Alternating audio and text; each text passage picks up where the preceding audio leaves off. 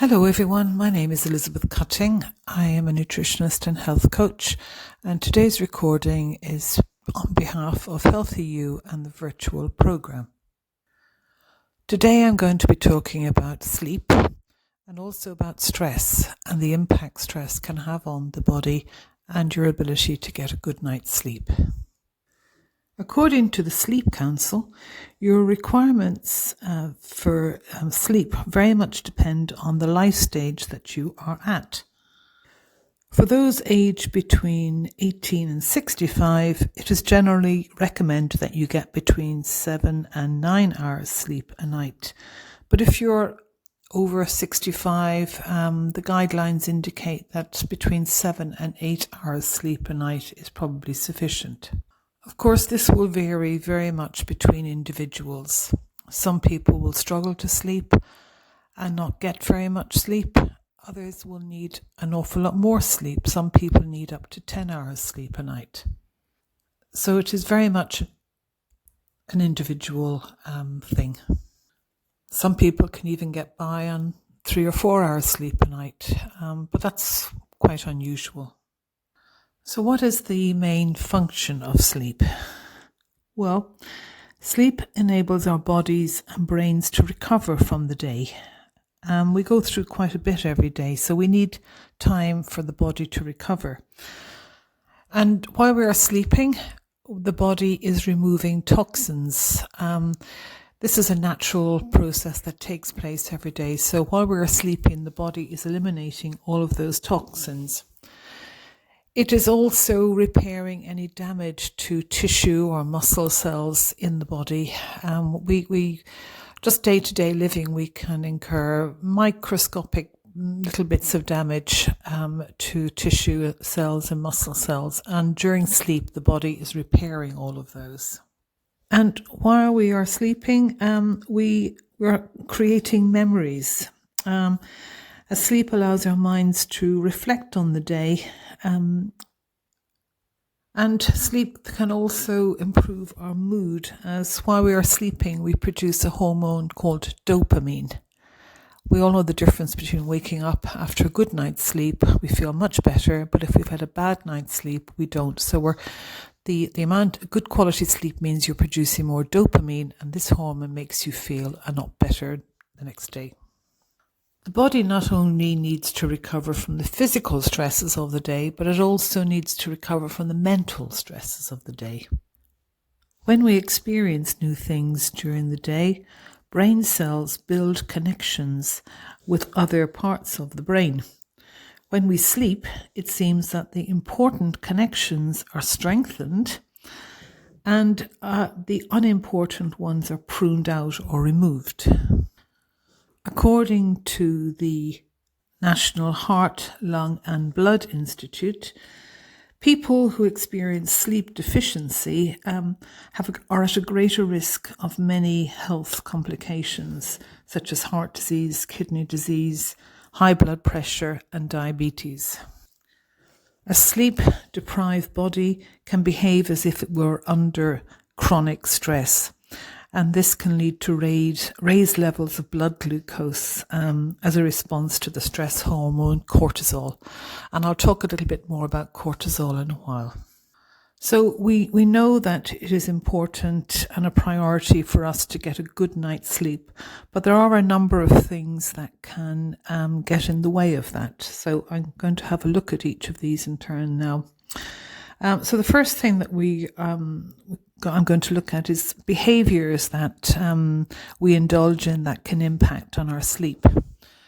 For example, if you drink a lot of coffee during the day, particularly later in the afternoon or early evening, the caffeine in the coffee can have a detrimental impact on your ability to sleep well. Caffeine can stay in the bloodstream for up to 12 hours before the body breaks it down and eliminates it. So if you're going to bed with fairly high levels of caffeine in your bloodstream, that can have a detrimental effect on your ability to sleep. Another thing that might impact on your sleep is drinking alcohol. It can help you to relax, but if you are drinking later in the evening, it may impact on your sleep pattern. A number of people report waking up at 2 or 3 o'clock in the morning if they've had a few drinks. So if you've experienced that, do consider maybe having a drink earlier in the evening or having more water as well, so there isn't the higher concentration of alcohol in the bloodstream when you're going to bed. Another common behavior that can lead to disruptive sleep patterns is if you are using electronic gadgets like computers, mobile phones, tablets, things like that. If you are doing that late into the evening, the electronic waves from these gadgets can interfere with your brain, the brain patterns and brain waves, and can keep you awake at night. On the physical side, you may have a cold or a cough, and that might keep you awake. Or you might be experiencing pain or discomfort for some reason. So these physical symptoms can disrupt your sleep patterns. You may also snore, or you may sleep with someone who snores, and this can cause a lot of problems for people. If you're anxious or worried about something, you tend to take those anxieties to bed with you, and you may have a lot of things going through your mind, which can inhibit your ability to drop off to sleep or cause you to wake up within a couple of hours because you've got a lot on your mind. You may also have a very busy lifestyle. You may have children or a job, or just have a lot of things to deal with. And all of these things can play on our mind and cause us a lot of stress and anxiety, which inevitably can have an impact on sleep patterns. There are 3 hormones that play an important role in establishing good sleep patterns. Dopamine, I've mentioned, is produced during the night when you sleep. The other 2 hormones are cortisol and melatonin. You may have heard of both of these. Melatonin is produced in the body as the light fades, so it is produced later in the day and into the early evening. And that is the hormone that helps you drift off to sleep. So if you're producing that normally, that should help you to get a good night's sleep. Cortisol is the other hormone, and it's the balance between cortisol and melatonin that is important. Cortisol normally, if everything is normal, you would produce cortisol, high levels of cortisol. When you wake up in the morning, your body there will be high levels of cortisol, and that's perfectly normal. It's to help get you going for the day. As you go through the day, your cortisol levels start to drop off. They raise very, very slightly kind of middle of the afternoon, and then they tail off completely. And once cortisol has dropped down to a much lower level, then the body naturally starts producing melatonin. And that's the hormone that contributes to sleep. During the winter, when we don't have as much light, we tend to produce a bit more melatonin, which is why we sometimes feel tired and sleepier in the winter months.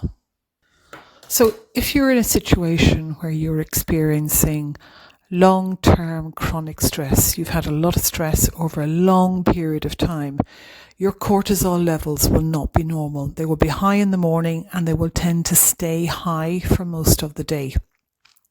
And that in turn will affect your ability to produce melatonin. Those high levels of cortisol during the day also tend to affect your eating patterns. People who are very stressed tend to reach for foods that are very high in sugar and high in fairly damaging fats. So high fat, high sugar content food tends to be the type of food people to eat when they are very, very stressed. And that then in turn will affect their sleep patterns as well. And with this high level of cortisol, their melatonin levels will not be normal. So that explains really why people who are stressed don't sleep very well. You will, I'm sure, know people who are very stressed and saying how tired they are because they're not getting a good night's sleep. And that's the reason why. So it's important to look at stress and managing that. So let's look at some tips and advice on how to get yourself into a better sleeping pattern and get better quality sleep. For me, the most important thing to do is to develop a proper sleeping pattern. When you wake up in the morning, get up. Go to bed at the same time every night. Develop that pattern, sleeping pattern, as you would with a small child. And if you can, first thing in the morning light is really important. If you can get out, even just for a short walk, because if you expose yourself to the morning light, it helps to set your internal body clock correctly. Also try and build in periods during the day where you can relax, even if it's just for 10-15 minutes. Read a book, listen to some music, do a crossword or a Wordle puzzle, or do anything that just takes your mind off things and just helps you to relax a little bit. Try and develop a routine before you go to bed. If you know you're going to go to bed, say at 10 or 10:30, get things ready for the next morning. Build in a routine that you have every night so you're preparing for bed.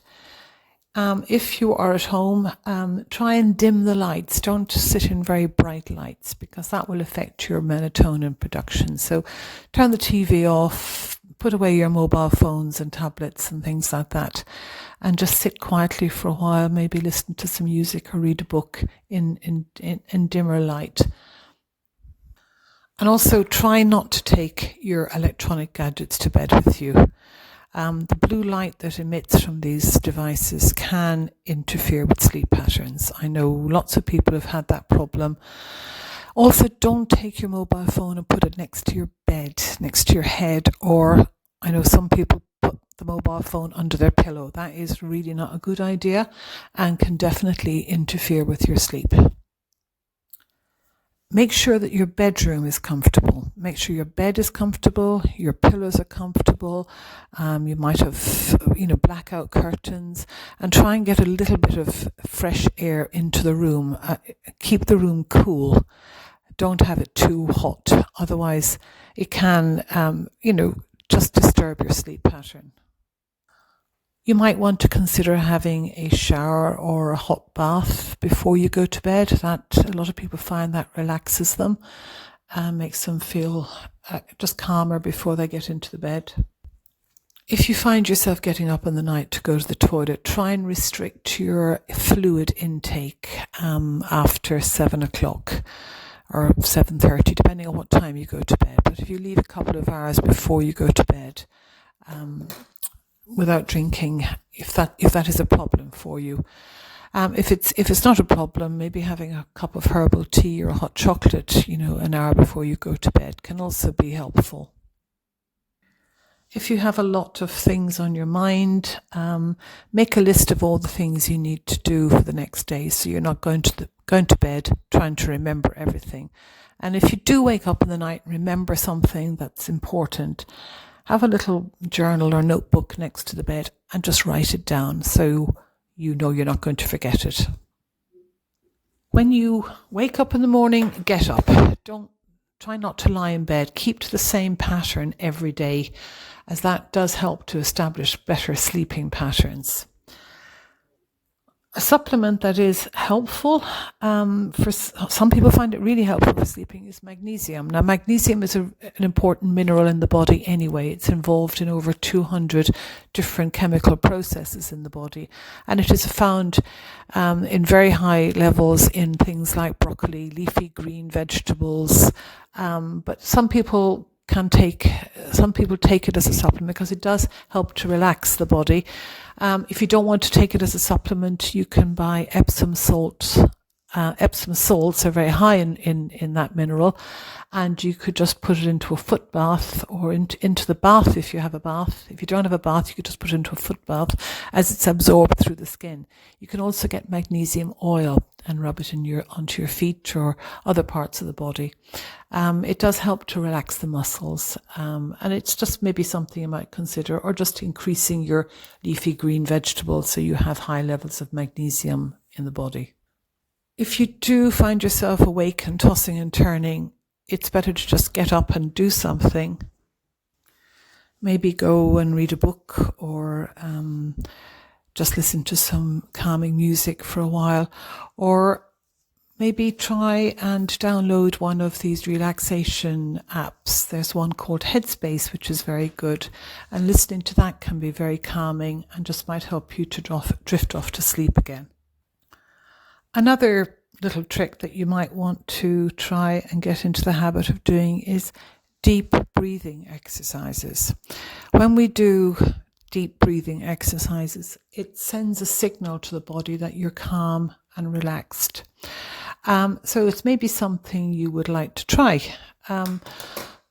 What I advise you to do is to just, if you're in bed and you're lying there and you can't sleep, just try and relax. Breathe in through the nose for about 5 seconds. Breathe in really deeply and feel your stomach expanding with air. Then hold that breath for about 5 seconds and then exhale very, very slowly through the mouth for about 7 seconds until you expel all that air. And do that about 20 times. It's very, very relaxing. You're slowing everything down the body. You're sending lots of oxygen to the heart and the brain. And it's just telling your body that you're calm and relaxed. So do give that a try, as it might help. It's also a good tip if you're feeling stressed, just to take 5 minutes out and practice that deep breathing exercise. Okay, so that brings us to the end of today's session. I hope you have enjoyed it and you have maybe picked up a few tips that might prove useful to you in getting a good night's sleep. Okay, thank you for listening. Goodbye.